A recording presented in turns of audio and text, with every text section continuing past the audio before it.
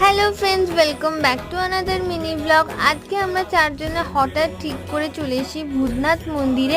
আমি তো first time এসেছি, এদিকে মন্দিরের কাছাকাছি প্রায় চলে এসেছি। এই দু সাইডেই তোমরা দোকানপাট পেয়ে যাবে।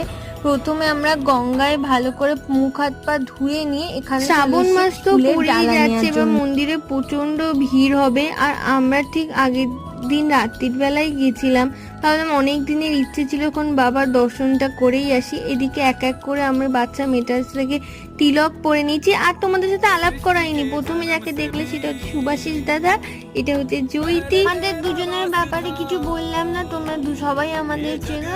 সোজা চলে যাই এবার মন্দিরে।